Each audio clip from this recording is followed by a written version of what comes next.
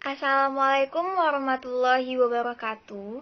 Pada kesempatan kali ini, kami dari kelompok 3 akan mempresentasikan materi mata kuliah teori akuntansi mengenai perekayasaan pelaporan keuangan dan kerangka konseptual.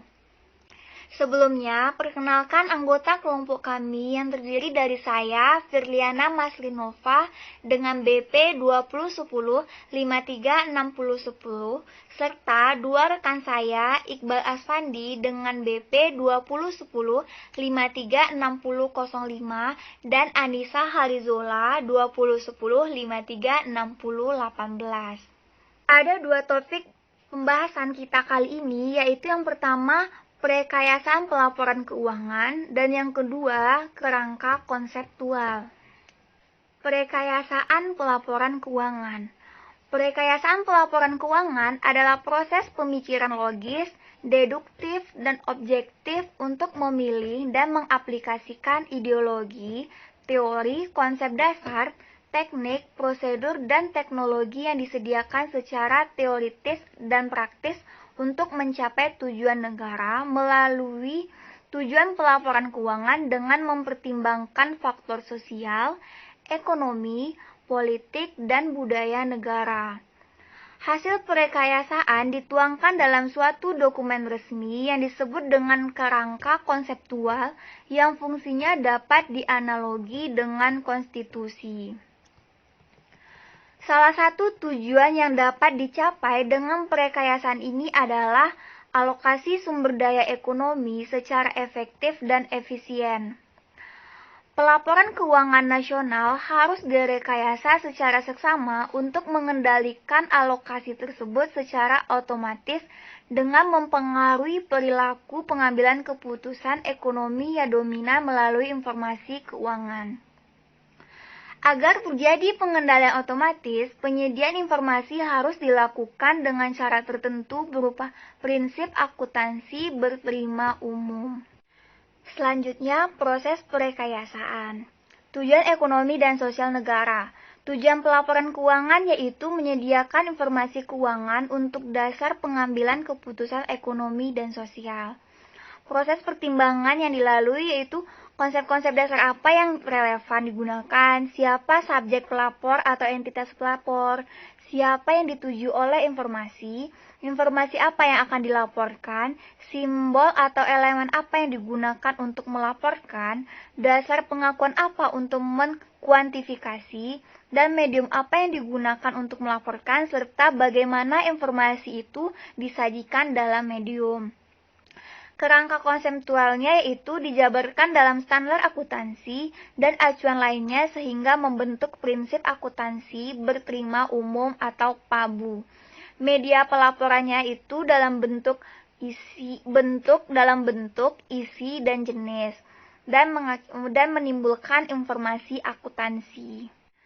Selanjutnya, perekayasaan sebagai prosedur deduktif. Sebagai penalaran deduktif normatif, ada beberapa aspek yang harus dipertimbangkan dalam proses perekayasaan untuk menghasilkan kerangka konseptual. Menurut Hendriksen 1982, di mana aspek 1-6 merupakan pertimbangan dalam proses perekayasaan di tingkat nasional atau makro, sedangkan aspek 7 merupakan penghubung antara proses pada tingkat makro dan mikro, dan aspek 8 mempertimbangkan dalam proses pelaksanaan hasil perekayasaan di tingkat perusahaan atau mikro apabila standar akuntansi telah tersusun. Yaitu yang pertama, pernyataan postulat atau pengadaian sementara atau proposisi yang ditentukan sebagai besar dan digunakan tanpa pembuktian, yang menggambarkan karakteristik unit-unit usaha atau entitas pelapor dan lingkungannya. Yang kedua, pernyataan tentang tujuan pelaporan keuangan yang diturunkan dari pernyataan postulat. Yang ketiga, evaluasi tentang kebutuhan informasi oleh pihak yang dituju atau pemakai dan kemampuan pemakai untuk memahami, menginterpretasikan, dan menganalisis informasi yang disajikan. Yang ketiga yaitu penentuan atau pemilihan tentang apa yang harus dilaporkan. berkaitan dengan penentuan objek-objek dan kegiatan-kegiatan fisik perusahaan dan lingkungannya yang harus dilaporkan beserta maknanya yang relevan dengan pencapaian tujuan pelaporan keuangan. Yang kelima, evaluasi tentang pengukuran dan proses penyajian dan mengkomunikasi informasi tentang perusahaan dan lingkungannya. Ini berkaitan dengan masalah bagaimana kegiatan fisik perusahaan dapat diterjemahkan dalam simbol-simbol kuantitatif dalam satuan uang yang bermakna. Dengan kata lain, aspek ini membahas pengembangan dan pendefinisian elemen laporan yang menjadi sarana untuk mengkomunikasi informasi tentang operasi suatu unit usaha dan lingkungannya. Yang keenam yaitu penentuan dan evaluasi terhadap kendala-kendala pengukuran dan deskripsi untuk usaha beserta lingkungannya. Dengan mengidentifikasi keunggulan serta kelemahan dengan berbagai alternatif pendefinisian, pengukuran, penilaian, pengakuan, dan pengungkapan informasi dalam statement keuangan.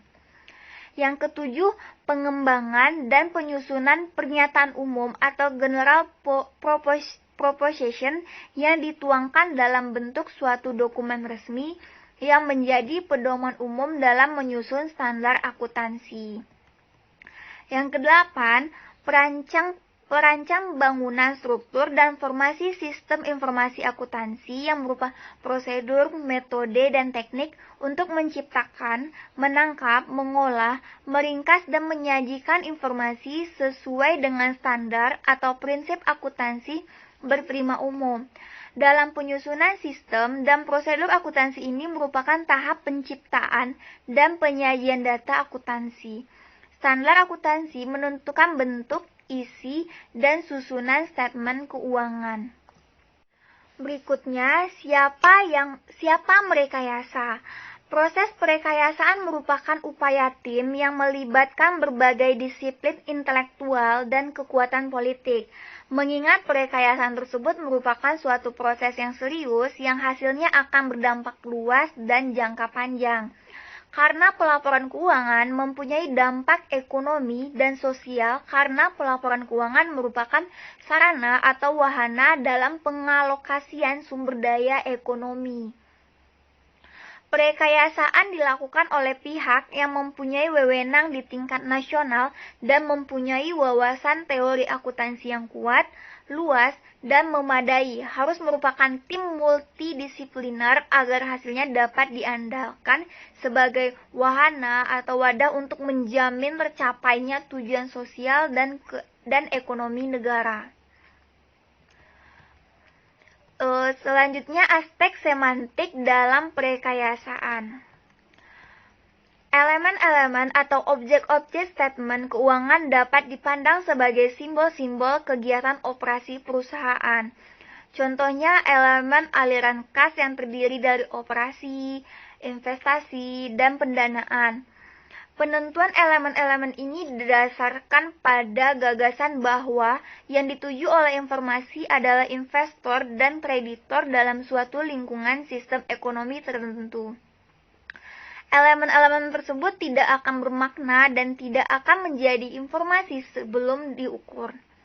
Sehingga harus diukur terlebih dahulu dengan cara tertentu agar besar kecilnya elemen dapat dirasakan manfaat atau pengaruhnya.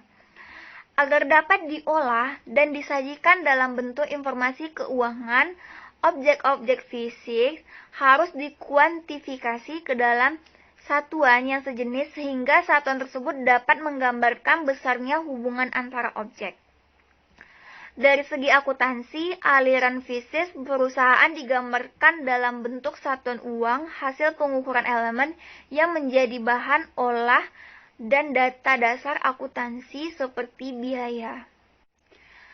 Selanjutnya, proses seksama. Berikut ini adalah proses seksama atau due process yang dilaksanakan FASB dalam menyusun pernyataan resmi. Yang pertama yaitu mengevaluasi masalah.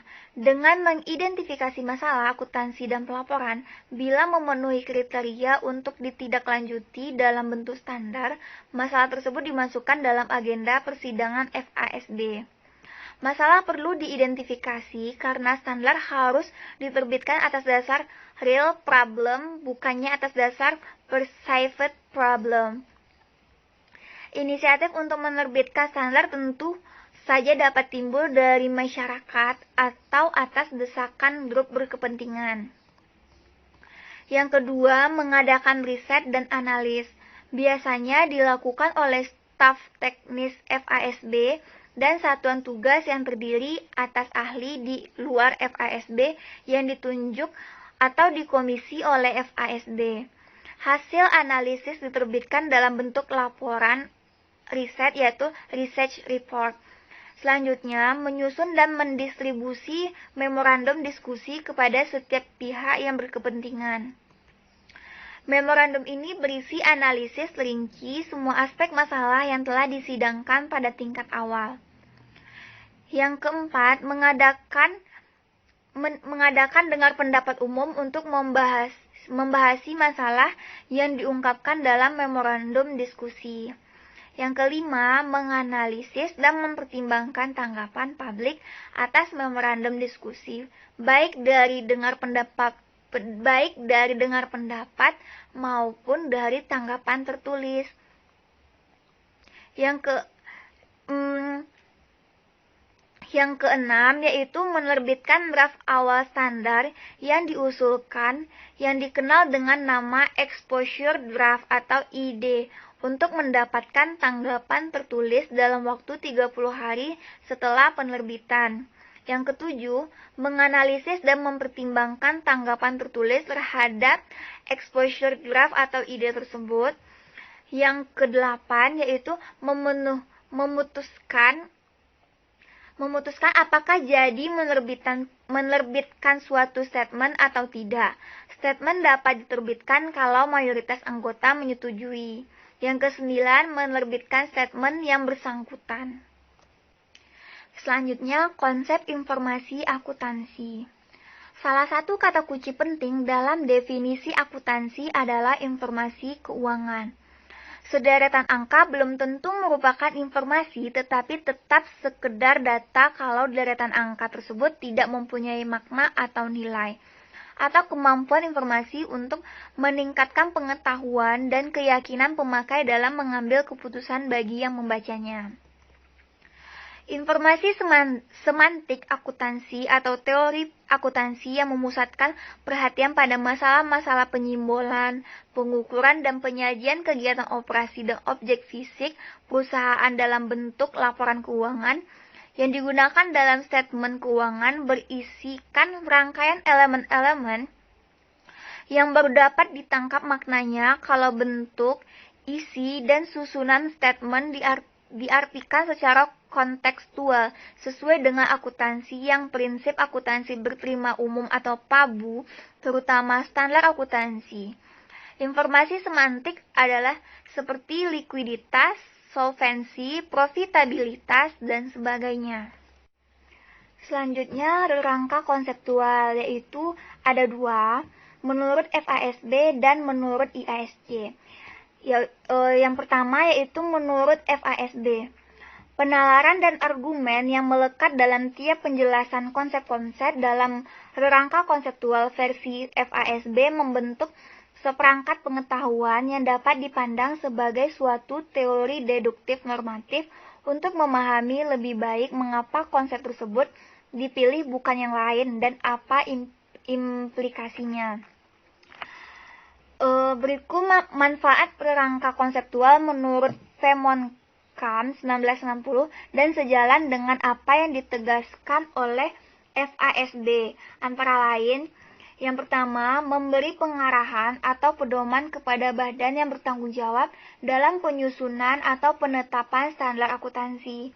Yang kedua, menjadi acuan dalam memecahkan masalah akuntansi yang dijumpai dalam praktik yang perlakuannya belum diatur dalam standar atau pedoman spesifik. Yang ketiga, menentukan batas-batas pertimbangan atau bounds for judgment dalam penyusunan statement keuangan. Yang keempat, meningkatkan pemahaman pemakai statement keuangan dan meningkatkan keyakinan terhadap statement keuangan. Yang kelima, meningkatkan keterbandingan statement keuangan antar perusahaan. FASB menegaskan penetapan berangka konseptual tidak secara langsung akan memecahkan masalah-masalah akuntansi, tetapi rangka konseptual lebih merupakan haluan atau direction dan alat atau tools untuk memecahkan masalah. Yang kedua, rangka konseptual menurut IASC atau International Accounting Standard Committee disebut sebagai framework for the preparation and presentation of financial statement. Untuk tujuan, IASC menyebutnya tujuan statement keuangan, bukan tujuan pelaporan keuangan, sebagaimana menurut FASB. Meskipun IASC menegaskan bahwa statement keuangan merupakan bagian dari proses pelaporan keuangan. Karena lingkup penerapan standar IASC adalah internasional, karakteristik lingkungan negara menjadi tidak relevan. Hal ini barangkali menyebabkan IASC tidak lagi menggunakan istilah pelaporan keuangan dalam rangka konseptualnya, karena makna tujuan pelaporan keuangan sebagaimana didefinisikan FASB sebenarnya mengandung konteks lingkungan. Karena mempertimbangkan faktor lingkungan dalam penyusunannya, rangka konseptual versi FASB lebih menggambarkan suatu hasil proses perekayasaan yang merupakan konsekuensi dari pengertian akuntansi sebagai teknologi. Oleh karena itu, rangka konseptual versi FASB sebenarnya lebih cocok untuk dijadikan suatu model perekayasaan dalam pengembangan rangka konseptual untuk suatu negara.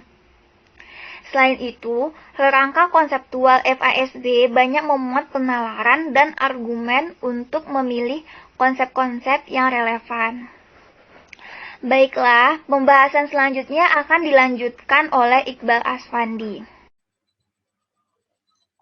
Baiklah, saya akan melanjutkan penjelasan tentang model rangka konseptual. Dalam model rangka konseptual, ada 4 komponen penting yang harus diperhatikan. Yang pertama yaitu tujuan pelaporan keuangan.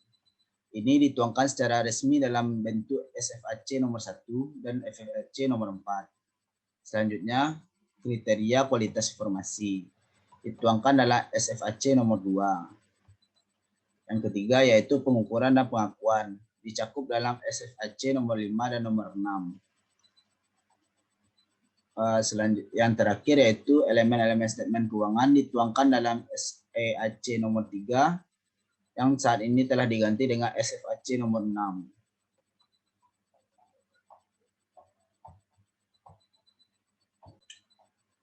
Selanjutnya kita masuk kepada prinsip akuntansi berterima umum atau PABU.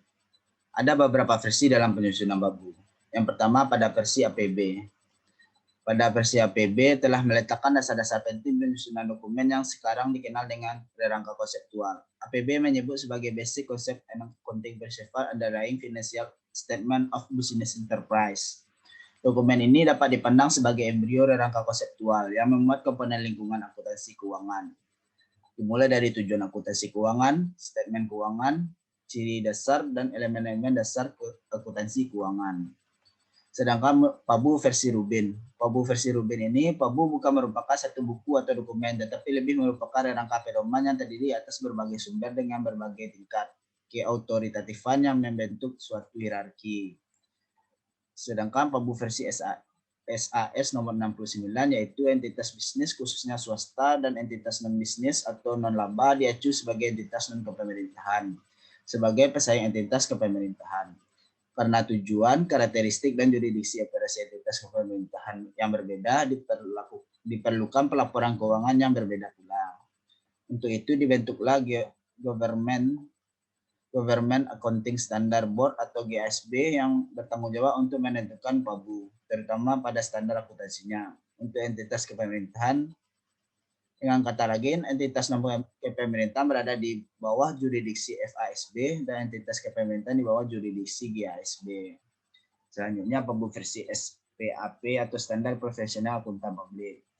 Pada versi Standar Profesional Akuntan Publik ini disusun dari sumber American Institute of Certificate Public Accounting atau HPA. Berangka pedoman PABU Indonesia secara struktural diadopsi sumber-sumber pertama, yaitu berasal dari SAS nomor 69, tetapi hanya diambil untuk entitas non-pemerintahan atau bisnis dan non-bisnis. Rangka ini mungkin tidak berlaku lagi atau berubah kalau profesi di Indonesia mengadopsi secara penuh standar akuntansi internasional. Rangka pedoman PABU versi Rubin dan SAS nomor 69 menempatkan rangka konseptual pada tingkat yang paling tidak otoritatif. Jadi secara teoritis rangka konseptual seharusnya merupakan fondasi rangka pedoman PABU. Harusnya direkayasa terlebih dahulu sebelum standar yang ditetapkan. Selanjutnya kita masuk rangka konseptual.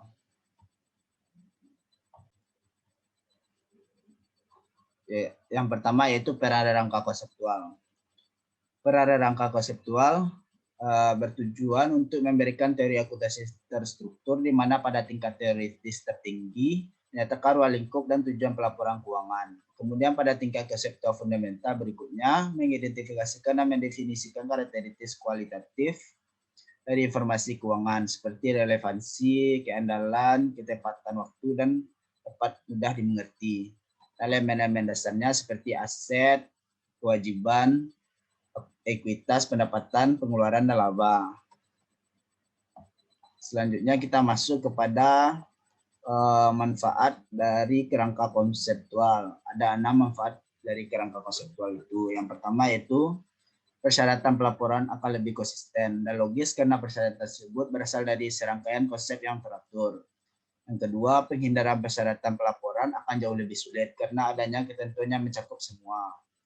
Yang ketiga, dewan yang menetapkan persyaratan akan lebih bertanggung jawab atas tindakan mereka karena pemikiran di balik persyaratan tertentu akan lebih eksplisit seperti halnya setiap kompromi yang mungkin dimasukkan dalam standar akuntansi tertentu. Yang keempat, kebutuhan akan standar akuntansi khusus akan dikurangi menjadi keadaan di mana penerapan konsep yang tepat tidak jelas sehingga meminimalkan risiko regulasi yang berlebihan. Yang kelima, penyusunan dan auditor akan dapat lebih memahami persyaratan pelaporan keuangan yang mereka hadapi. Yang terakhir atau yang keenam, menetapkan persyaratan akan lebih ekonomis karena persoalan seharusnya tidak perlu diperdebatkan lagi kembali dan sudut pandang yang berbeda.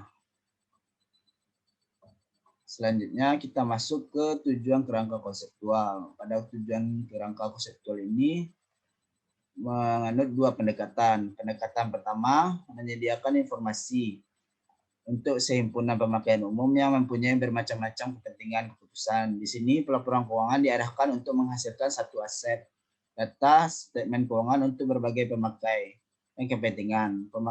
Pemakai menyusun dan mengolah kembali data yang tersebut menjadi informasi yang relevan untuk keputusan atau kepentingannya.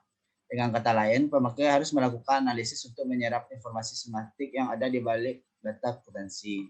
Pendekatan ini yang sekarang banyak ditempuh dengan menghasilkan apa yang dikenal dengan statement keuangan umum atau General Purpose Financial Statement. Selanjutnya, pendekatan menyediakan informasi untuk kelompok pemakai tertentu yang mempunyai kepentingan tertentu yang diketahui atau teridentifikasi. Di sini pendekatan ini berasumsi bahwa keputusan atau kebutuhan informasi dan model pengambilan keputusan para kelompok pemakai diketahui dengan hasil sehingga dapat disusun berbagai statement laporan khusus untuk melayani berbagai keperluan pengambilan keputusan tiap kelompok pemakai. Selanjutnya kita masuk ke perkembangan kerangka konseptual. Di sini ada 2 perkembangan. Perkembangan pertama yaitu pengaturan standar berbasis prinsip dan berbasis aturan. Dalam perkembangan ini, yang pertama, kerangka konseptual memiliki peran penting dalam proses penetapan standar karena menyediakan kerangka kerja untuk pengembangan kumpulan standar yang koheren berdasarkan prinsip yang konsisten. Sedangkan pada perkembangan yang kedua yaitu informasi untuk pengambilan keputusan dan pendekatan teori keputusan, data di akuntansi digunakan untuk pengambilan keputusan atau tujuan evaluatif. Dalam kaitannya dengan entitas tertentu, informasi akuntansi untuk pengambilan keputusan dimulai dari fungsi penata gunaannya. Pendekatan teori keputusan untuk akuntansi sangat membantu untuk menguji apakah akuntansi mencapai tujuannya. Teori haruslah berfungsi sebagai standar yang digunakan untuk menilai praktik akuntansi. Dan selanjutnya kita membahas kritik mengenai proyek kerangka kerja konseptual. Ada dua pendekatan. Pendekatan pertama yaitu mengasumsikan bahwa kerangka konseptual haruslah pendekatan ilmiah berdasarkan metode yang digunakan di bidang penyelidikan ilmiah lainnya. Resep akuntansi atau observasi yang timbul dari pendekatan semacam itu harus memberikan validitasnya dengan menggunakan logika dan empirisme atau keduanya. Sedangkan pendekatan kedua yaitu pendekatan profesional, berkonsentrasi pada tindakan terbaik dengan menggunakan nilai-nilai profesional. Ini mirip dengan persetujuan konstitusional untuk pengaturan aturan.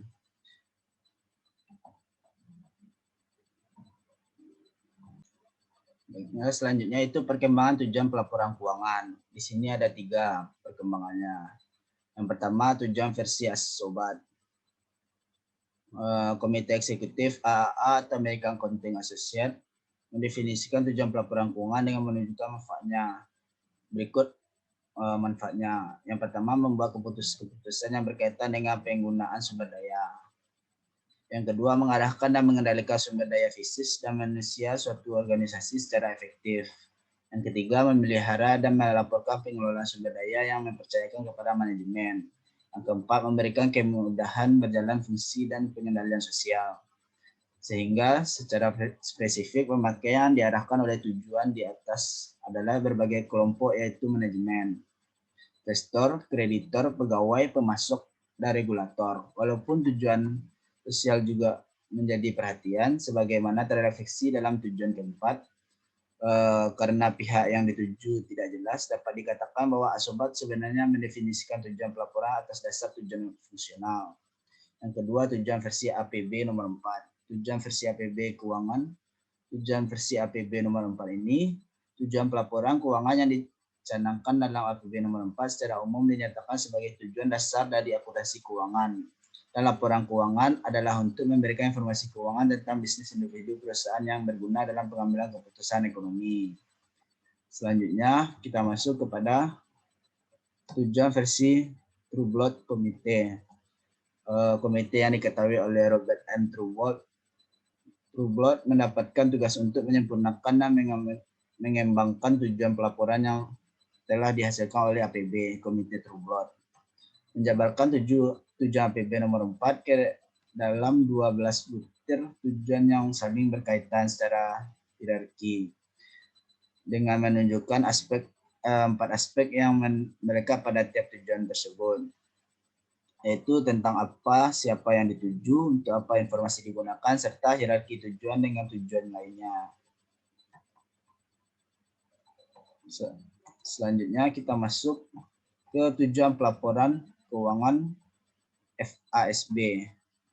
Pada FASB mendasarkan penyusunan tujuan pelaporan pada 3 aspek landasan pemikiran, yaitu 1. Tujuan pelaporan keuangan ditentukan oleh lingkungan ekonomi, hukum, politis, dan sosial tempat akuntansi diterapkan. Di sini maksudnya yaitu tujuan pelaporan harus dikaitkan dengan tujuan sosial dan ekonomis negara. Oleh karena itu, tujuan pelaporan harus dikembangkan atas dasar sifat kegiatan dan keputusan ekonomi yang para pemakainya informasi terlibat di dalamnya. Tujuan pelaporan FASB didasarkan atas lingkungan ekonomi, hukum, politis, dan sosial di Amerika. Lingkungan penerapan akuntansi di Amerika diberi ciri terdiri dari yang pertama, sistem ekonomi pasar yang maju. Yang kedua, sistem produksi, keuangan, dan perbankan yang canggih. Yang ketiga, pemisahan antara pemilik dan manajemen kegiatan perusahaan atau badan usaha milik investor. Aspek kedua yaitu tujuan pelaporan dipengaruhi oleh karakteristik dan keterbatasan informasi yang dapat disampaikan melalui mekanisme pelaporan keuangan. Di sini pihak yang berkepentingan dengan operasi suatu badan usaha membutuhkan berbagai informasi relevan tentang badan usaha dan lingkungan bisnis dan ekonomi tempat beroperasi badan usaha. Tujuan pelaporan dipengaruhi oleh karakteristik dan keterbatasan tentang jenis informasi yang dapat disediakan. Karakteristik dan keterbatasan tersebut adalah bahwa informasi yang disediakan melalui mekanisme pelaporan keuangan.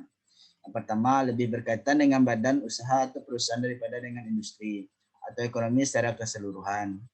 Yang kedua, lebih merupakan informasi kuantitatif yang bersifat pendekatan daripada hasil perhitungan yang pasti.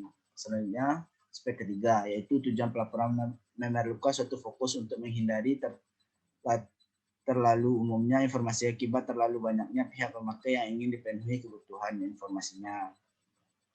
Di sini FASB membatasi tujuan pelaporan untuk kepentingan pelaporan kepada pihak eksternal dalam bentuk pelaporan keuangan umum, general purpose of external financial reporting. Bila semua pemakai potensial harus dipengaruhi kebutuhan informasinya, perlu diidentifikasi tujuan bersama, common objective. FASB berusaha mencapai nol tersebut tetap tanpa FASB menyadari bahwa tujuan bersama tidak mungkin diidentifikasi, sehingga FASB lebih mendasarkan tujuan pelaporan atas dasar tujuan kelompok pimpinan yang dalam hal ini adalah investor dari kreditor. Pertimbangan atau penilaian FASB untuk memfokuskan pelaporan pada pelaporan keuangan umum diuraikan sebagai berikut. Yang pertama, tujuan pelaporan didasarkan pada keperluan para pemakai eksternal yang tidak mempunyai otoritas untuk menentukan atau akses untuk memperoleh informasi yang mereka perlukan, sehingga mereka harus menggantungkan diri pada informasi yang disampaikan oleh manajemen kepada mereka. Oleh karena itu, tujuan pelaporan disusun atas dasar gagasan bahwa kemampuan perusahaan untuk menciptakan aliran kas yang menguntungkan merupakan fokus dan kepentingan umum atau bersama.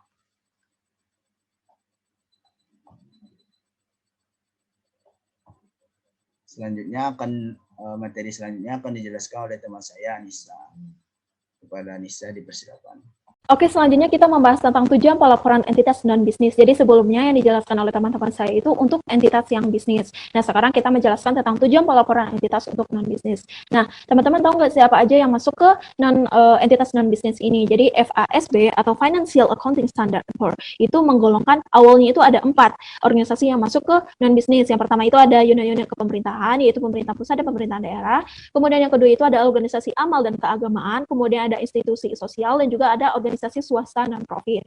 Jadi seiring dengan perkembangannya tersebut, unit-unit pemerintah ini tidak lagi menjadi lingkup organisasi non-bisnis, dan laporan keuangannya tersebut ditangani oleh yang namanya GASB, Governmental Accounting Standard Board.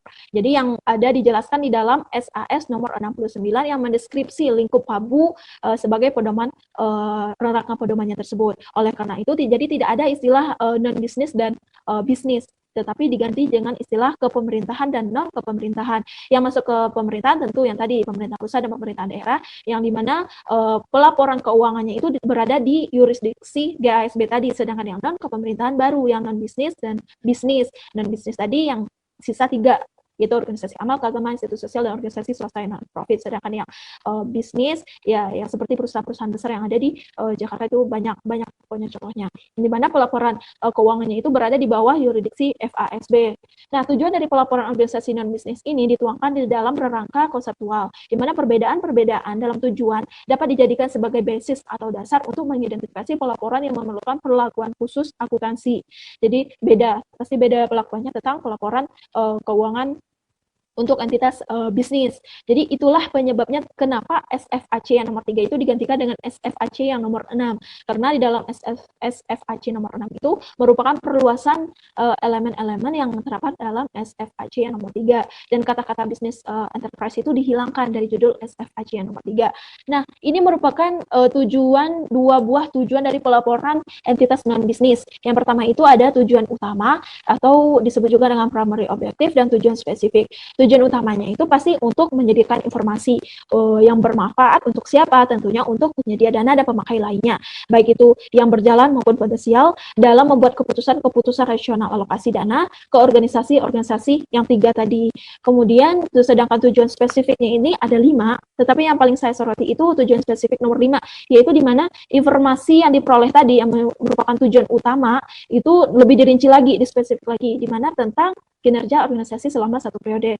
Itu yang atas pengukuran periodik, atas perubahan jumlah dan sifat aset bersih organisasi non-bisnis, dan informasi tentang upaya-upaya apa yang dilakukannya atas hasil jasa yang dilakukan oleh organisasi non-bisnis tadi, yang menunjukkan informasi yang paling bermanfaat dalam menilai kinerja organisasi non-bisnis tadi. Nah, FASB juga mengidentifikasi di dalam SFAC nomor 4, itu paragraf 6, mengidentifikasi ciri-ciri entitas non-bisnis ini yang merupakan jadi perbedaan antara entitas bisnis dan non-bisnis. Itu yang pertama, yang tadi di mana penerimaan sumber daya ekonomiknya itu dari penyediaannya itu tidak mengharapkan imbalan atau tidak mengharapkan adanya berlaba.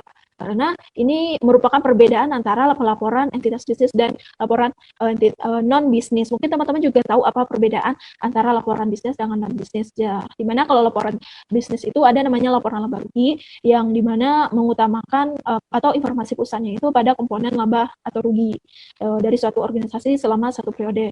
Sedangkan yang pada laporan non-bisnis ini, dimana laporan laba ruginya itu tidak ada, diganti dengan laporan aktivitas, dimana komponen utama dari informasi pusatnya tadi itu terletak pada perubahan aset neto yang dikelola oleh organisasi non-bisnis ini. Kemudian ciri yang kedua dikatakan non-bisnis itu adalah mereka itu memiliki tujuan operasi, tetapi selain, jadi digarisbawahi selain dari tujuan untuk memperoleh laba tadi, misalnya melakukan jasa atau transaksi yang menginginkan laba. Jadi itu bukan ciri-ciri entitas non-bisnis, jadi tidak ada mengutamakan laba. Kemudian yang ketiga itu ciri-cirinya itu tidak terdapatnya hak pemilikan dengan proporsi tertentu yang dapat dijual dan yang mengandung hak yuridis atas bagian dari sisa kekayaan dalam hal organisasi yang dilikuidasi. Itu perbedaan antara bisnis dan tujuan pelaporan BIRS. Itu tadi ada 2 tujuan. Kemudian selanjutnya yaitu tentang karakteristik kualitatif informasi. Jadi kriteria yang menjadi pedoman kebijakan akuntansi sangat erat kaitannya dengan masalah apakah informasi suatu objek akan bermanfaat untuk si pengambil keputusan atau bagi si pemakai informasi dalam pengambilan keputusan. Oleh sebab itu, kriteria ini secara umum disebut dengan karakteristik kualitatif informasi akuntansi. Di mana kualitas informasi juga harus sepadan dengan kualitas si pemakai informasinya tadi, dan juga informasi itu harus memiliki namanya nilai informasi. Dikatakan nilai informasi apabila yang pertama menambah pengetahuan si pembuat keputusan tentang keputusannya, baik itu di masa lalu, masa sekarang maupun masa yang akan datang. Kemudian maksudnya informasi akan bernilai jika menambah keyakinan para pemakai mengenai probabilitas terrealisasinya suatu harapan atau suatu target dalam kondisi ketidakpastian. Kemudian yang ciri yang ketiga itu adalah mengubah keputusan atas perilaku para pemakai informasi tadi. Jadi intinya, informasi yang berkualitas itu jika informasi tersebut mempunyai nilai dan manfaat bagi si pemakai informasi. Nah, ini merupakan kriteria dan unsur-unsur pembentuk kualitas informasi. Jadi dalam buku Suarjono itu ada 11 karakteristik atau unsur-unsur pembentuk kualitas informasi. Kalau dibagankan menjadi seperti ini. Di mana yang pertama dari atas yaitu pengambil keputusan dan karakteristiknya, di mana tujuan utamanya tadi untuk memperoleh benefit itu lebih besar daripada cost. Di sini bukan kos-kosan, jadi Suarjono itu menyebut biaya dengan tulisan KOS, bukan COST. Jadi ini maksudnya itu pendapatan lebih besar daripada si beban. Nah, yang karakteristik yang pertama itu disebut dengan keterpahaman. Jadi keterpahaman ini merupakan kemampuan informasi untuk dapat dicerna maknanya oleh si pemakai. Jadi ada 2 faktor yang mempengaruhi keterpahaman, yaitu si pemakainya tadi dan juga informasinya itu sendiri. Kemudian yang kedua, mungkin turun lagi ke bawah, yaitu kebermanfaatan keputusan. Jadi setelah informasi itu dicerna, itu bisa membuat informasi itu bermanfaat. Itu baru tahap awalnya ya. Jadi kebermanfaatan keputusan itu dibagi lagi menjadi 2, yaitu berkaitan dengan keberpautan dan keterandalan. Di mana keberpautan itu sendiri merupakan kemampuan informasi untuk membantu pemakai dalam membedakan beberapa alternatif keputusan, sehingga pemakai dapat dengan mudah menentukan pilihannya. Jadi bila dihubungkan dengan pelaporan keuangan, keberpautan adalah kemampuan informasi untuk membantu si investor, kreditor, dan pemakai informasi lainnya dalam menyusun prediksi-prediksi tentang outcome atau pendapatan suatu perusahaan dari kejadian masa lalu, sekarang, atau masa yang akan datang. Nah, informasi juga berpaut dengan keputusan kalau informasi tersebut untuk mengkonfirmasi ketidakpastian suatu keputusan yang telah dibuat, sehingga keputusan tersebut tetap dipertahankan atau bahkan informasi tersebut atau keputusan tersebut bisa diubah. Nah, apabila dihubungkan dengan si pemakai, keterpautan ini ada 3 aspek. Yang pertama, keberpautan tujuan, sematik, dan keputusan. Kemudian kalau dari sisi kanan itu, kemanfaatan keputusan itu dikatakan bermanfaat jika andal, keterandal.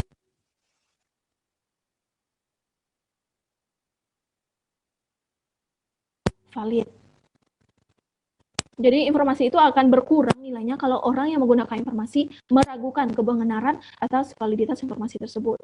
Kemudian kita mungkin ke sisi kiri dulu, yang tentang keberpautan, di mana dibagi lagi menjadi 3. Dikatakan keberpautan itu apabila memiliki nilai balikan, nilai prediktif, dan ketepat waktuan. Nilai balikan ini maksudnya itu adalah kemampuan informasi untuk membantu pemakai dalam mengkonfirmasi dan mengkoreksi harapan-harapan pemakai di masa lalu yang dijadikan sebagai dasar untuk pengambilan keputusan di masa yang akan datang. Kemudian ada nilai prediktif, itu adalah kemampuan informasi untuk membantu pemakai dalam meningkatkan probabilitas bahwa harapan-harapan pemakai akan hasilnya tersebut dari suatu kejadian masa lalu atau datang akan terjadi. Jadi nilai prediksi di sini, prediktif maksud saya di sini adalah jenis sifat informasi yang menjadi masukan dalam proses prediktif. Kemudian ada ketepat waktuan, yaitu tersedianya informasi pada saat dibutuhkan sebelum informasi tersebut kehilangan kekuatan untuk mempengaruhi keputusan. Kemudian kita ke sisi kanan, yaitu tentang keterandalan, juga dikatakan keterandalan apabila informasi itu keterujian, kenetralan, dan ketepatan penyimbolan. Di mana keterujian itu sendiri yaitu adalah kemampuan informasi untuk memberi keyakinan tinggi kepada para pemakai informasi tadi. Karena tersedianya sarana bagi para pemakai untuk menguji secara independen ketepatan penyimbolan. Kemudian yang kedua, yaitu adalah kenetralan. Di mana kenetralan itu merupakan ketidakpihakan pada pihak tertentu atau tak berbiasan dalam perlakuan akuntansi. Di mana ketak berbiasan ini berarti bahwa informasi yang disajikan tidak untuk mengarah pada pihak tertentu saja yang agar bertindak sesuai dengan keinginannya sendiri. Jadi tidak ada keberpihakan. Kemudian yang ketiga, ketepatan penyimbolan, yaitu kesesuaian antara pengukuran deskripsi dan fenomena yang diukur atau dideskripsi tadi. Di mana dalam akuntansi, fenomena yang ingin dideskripsi atau digambarkan atau yang diukur tadi itu adalah kondisi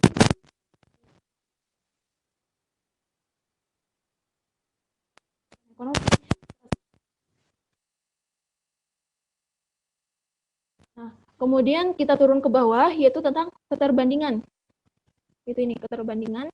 Keterbandingan ini merupakan kemampuan informasi untuk membantu pemakai mengidentifikasi persamaan dan perbedaan antara dua perangkat fenomena ekonomi. Jadi keterbandingan ini kalau kita lihat panahnya itu ke atas dan memisah antara keberpautan dan keterandalan. Jadi keterbandingan antara keberpautan dan keterandalan ini. Jadi misalnya dua perangkat statement keuangan yang merepresentasikan atau menggambarkan, mendeskripsikan atau mengukur kegiatan dua badan usaha.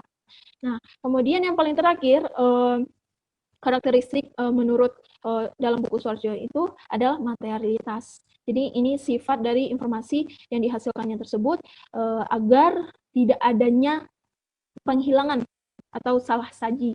Jadi memastikan bahwa informasi dari pengambilan keputusan yang diperoleh dari informasi-informasi berdasarkan karakteristik kualitas informasi akuntansi itu tidak ada penghilangan atau salah saji. Ini merupakan karakteristik kualitas informasi akuntansi. Nah, selanjutnya yaitu tentang elemen-elemen statement keuangan. Di mana elemen statement keuangan itu adalah makna yang sengaja ditentukan untuk mempresentasikan atau mendeskripsikan realitas kegiatan perusahaan sehingga orang dapat membayangkan realitas tersebut tanpa harus menyaksikan sendiri secara fisik kegiatan tersebut. Jadi, elemen ini merupakan bahan pembentuk informasi semantik yang dikandung dalam statement keuangan. Jadi, dalam elemen keuangan ini ditentukan atas dasar informasi semantik ya. Jadi, harus disampaikan dalam laporan keuangan di mana yang terdiri dari elemen, ukuran, dan hubungan. Ini disebabkan karena keputusan investasi dan kredit yang menjadi fokus pelaporan. Maka informasi semantik harus mencakupi posisi keuangan, ada kemampuan memperoleh laba, kinerja manajemen, dan pertanggungjawaban manajemen. Nah, atas dasar karakteristik kualitatif informasi yang tadi, yang sebelumnya, yaitu di mana yang digunakan itu adalah keterandalan, kemudian khususnya ketepatan dalam penyimbolan dan keberpautan, dan juga tujuan pelaporan keuangan di mana informasi semantik yang harus disajikan. Nah, FASB juga mengidentifikasi elemen-elemen spesifik penting Di antaranya itu ini dua. Yang pertama elemen entitas bisnis dan juga elemen aset bersih untuk entitas non bisnis. Mungkin kalau yang bisnis kalian mungkin udah tahu, teman-teman pasti udah tahu karena ini dasar banget atau kita pelajari di pengantar akuntansi, di mana elemen entitas bisnis itu terletak pada laporan keuangan, yaitu laporan laba rugi, neraca, dan aliran kas. Dimana kalau dalam laporan neraca itu entitas bisnisnya itu aset, kewajiban, ekuitas. Kalau dalam laba rugi pendapatan, biaya, rugi, laba. Kemudian kalau dalam laporan arus kas itu aliran kas dari kegiatan operasi, kegiatan investasi, dan pendanaan. Sedangkan dalam elemen aset bersih untuk entitas bisnis itu ada 3. Aset bersih terbatas namanya, kemudian aset terbatas sementara, kemudian yang terakhir aset bersih tak terbatas atau bebas. Kalau untuk lebih rincinya tentang pengertian-pengertiannya itu telah dijelaskan secara rinci oleh Suwarjono dalam bukunya di bab 4. Keuangan, di mana aset, kewajiban, dan entitas sebagai elemen posisi keuangan dapat berubah, dapat mengalami perubahan apabila dari 3 hal ini. Yang pertama yaitu kejadian atau event, di mana akan berubah atau terjadinya perubahan posisi keuangan itu terjadi suatu perkara atau urusan yang mempunyai konsekuensi terhadap suatu entitas. Jadi salah satu entitas dari posisi keuangan ini. Kemudian yang kedua yaitu adalah keadaan, di mana keadaan ini suasana atau seperangkat kondisi yang berkembang dari suatu kejadian yang berkulminasi pada suatu situasi yang tidak terduga atau sulit diduga. Jadi ini mungkin penyebab adanya perubahan posisi keuangan. Contohnya dalam keadaan pandemi ini mungkin ada perubahan entitas posisi keuangan bagi perusahaan-perusahaan besar yang mengalami dampak besar dari pandemi ini sendiri. Kemudian yang ketiga akan berubah apabila ada transaksi, namanya berubah akibat transaksi. Jadi salah satu bentuk kejadian eksternal yang melibatkan transfer sesuatu yang bernilai atau manfaat ekonomi yang akan datang antara dua entitas atau lebih entitas. Kemudian itu tentang pengukuran dan pengakuan. Nah, pengukuran dan pengakuan ini sendiri diatur secara rinci dalam SFAC atau Statement of Financial Accounting Concept nomor 5. Jadi maksudnya itu untuk menyelesaikan masalah antara pengukuran dan pengakuan ini. Di mana pengukuran itu sendiri adalah penentuan besarnya unit pengukuran atau jumlah rupiah atau apa, itu sesuai dengan yang terjadi di lapangan, yang akan diletakkan pada suatu objek yang terlibat dalam suatu transaksi, kejadian, atau keadaan untuk mempresentasi makna objek tersebut.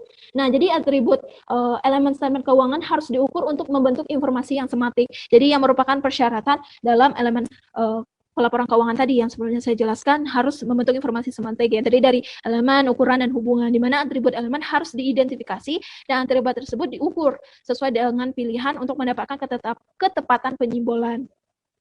Nah, sedangkan pengakuan itu adalah penyajian suatu informasi melalui statement keuangan sebagai ciri sentral dari pelaporan keuangan. Jadi, rangka konseptual harus menetapkan kriteria pengakuan umum. Jadi, fundamentalnya tersebut untuk dijadikan dasar bagi penyusun standar untuk menentukan teknik atau prosedur pengakuan dalam membentuk standar akuntansi.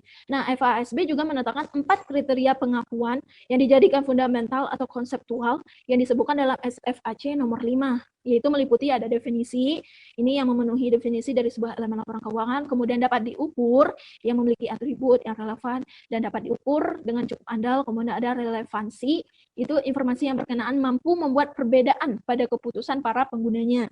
Kemudian yang keempat itu keandalan, di mana informasi tersebut tepat, dapat diverifikasi dan netral. Dari keempat kriteria di atas harus dipertimbangkan dalam konteks karakteristik kualitatif informasi, yaitu memenuhi batas atas, yaitu di mana benefit lebih besar daripada biaya, dan batas bawah yaitu materialitas. Jadi yang tadi masalah pengurangan atau tentang salah saji. Dan juga dalam pengakuan ini sangat penting dalam menentukan laba. Pos-pos yang biasanya dikenai kriteria pengakuan, ini contohnya itu adalah pos-pos yang membentuk statement laba rugi dan laba komprehensif, terutama pendapatan dan untung, serta biaya dan rugi. Itu tentang pengukuran dan pengakuan. Manfaat dan keterbatasan modal. Jadi sebagai suatu modal, rangka konseptual versi FASB ini mempunyai manfaat sebagai sumber acuan untuk mengembangkan hal yang sama untuk lingkungan atau negara-negara yang lain. Karena konteks lingkungan yang berbeda, maka rangka konseptual yang dikembangkan untuk tiap negara bisa saja berbeda atau bahkan bisa sama. dengan model yang dijadikan acuan. Contohnya acuannya itu FASB. Kemudian walaupun demikian, proses penalaran di balik rangka konseptual cukup bersifat universal atau umum, sehingga dapat digunakan sebagai pedoman berpikir dalam mengembangkan rangka konseptual baru untuk konteks lingkungan yang berbeda atau dengan negara-negara yang berbeda. Contohnya negara Indonesia berbeda dengan Singapura, misalnya seperti itu. Selanjutnya yaitu adalah transfer teknologi. Di mana pada pertemuan pertama kita sudah pernah bahas tentang teori akuntansi itu sebagai teknologi. Tetapi apabila dipandang sebagai teknologi, rangka konseptual dapat dipandang sebagai produk teknologi. Dalam hal inilah harus dibedakan antara transfer teknologi dan transfer produk. Nah, ini merupakan gambar perbedaan antara transfer teknologi yaitu di poin A, kemudian transfer produk yang di poin B. Di mana pada bagian A, transfer teknologi dapat diartikan sebagai transfer proses penalaran, menghasilkan produk yang paling efektif untuk mencapai tujuan fungsional akuntansi negara. Nah, bila parameter yang dipertimbangkan berbeda, tentu saja produk yang dihasilkan juga akan berbeda, walaupun fungsinya sama. Jadi dalam konseptual itu merupakan produk fungsional yang dirancang karena fungsinya untuk mencapai suatu tujuan, di mana fungsi dapat sama, tetapi wujud fisik dapat berbeda. Nah, itu penjelasan dari transfer teknologi. Nah, kalau yang poin B, yaitu transfer produk, itu menggambarkan yang biasanya tanpa mempertimbangkan faktor lingkungan tempat produk digunakan. Jadi, menerjemahkan standar akuntansi merupakan wujud dari transfer produk, di mana transfer produk selalu membawa serta faktor-faktor dan karakteristik lingkungan yang dipertimbangkan dalam merekayasa produk aslinya. Jadi dalam hal tertentu transfer produk ini dapat dijustifikasi kalau faktor lingkungan tidak relevan lagi, atau kalau fungsi produk bersifat universal. Misalnya produk berupa jam tangan, komputer. Nah, kalau yang pada bagian A ini seperti sebuah baju atau mobil. Itu merupakan maksud dari transfer teknologi, di mana maksudnya akuntansi sebagai transfer teknologi. Selanjutnya yaitu adalah rangka konseptual FASB dijadikan sebagai model. Jadi pengaruh ke rangka konseptual FASB. Nah, rangka konseptual FASB ini dijadikan model karena memuat secara lengkap penjelasan, baik itu penjelasan, penalaran, dan argumen untuk tiap konsep yang dipilih sehingga mengandung aspek pembelajaran dan pendidikan yang tinggi. Nah, dalam kenyataannya, rangka konsep FASB ini mempunyai pengaruh atau dampak besar dalam memicu melandasi pengembangan rangka konseptual lain-lainnya di beberapa negara. Nah, menurut George, itu tahun 1992, itu membahas dengan rinci pengaruh dari model FASB ini yang menunjukkan berbagai organisasi profesi dan badan pemerintah lainnya yang berusaha untuk mengembangkan rangka untuk negaranya masing-masing. Salah satunya itu adalah namanya AARF, yaitu Australian Accounting Research Foundation.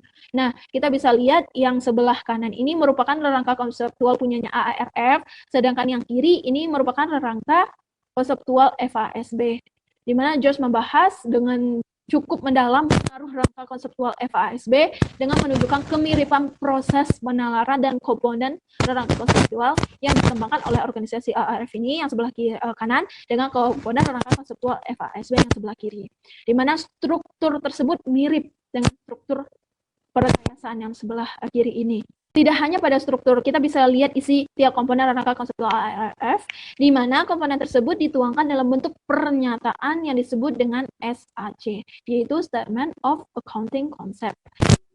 B dijadikan sebagai model, jadi sebagai patokan dalam pembangunan rangka konseptual yang baru di negara-negara lain. Selanjutnya yaitu adalah dokumen kebijakan, di mana rangka konseptual FASB ini merupakan suatu dokumen kebijakan atau politis, bukan dokumen atau karya ilmiah ya. Jadi ini merupakan dokumen kebijakan atau politis.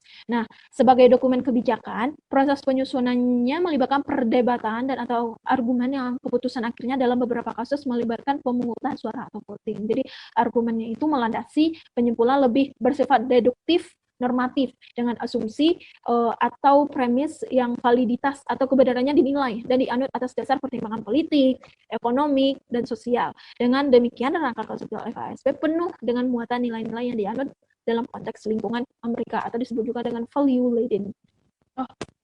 di mana Indonesia juga menggunakan pedomannya itu ke FASB dengan memasukkan parameter yang berpautan atau relevan. Jadi yang mana menjadi parameter yang tepat dalam pengembangan rangka konseptual itu sendiri, dalam pembangunan atau pengembangan rangka konseptual itu sendiri. Oke, mungkin itu saja materi yang dapat kami jelaskan dari kelompok 3 dengan materi perkayaan pelaporan keuangan dan rangka konseptual suatu modal. Maaf apabila ada kesalahan kata atau ketidakjelasan suara, mungkin ada gangguan teknologi, mohon dimaklumi. Sekian, saya ucapkan terima kasih. Wassalamualaikum warahmatullahi wabarakatuh.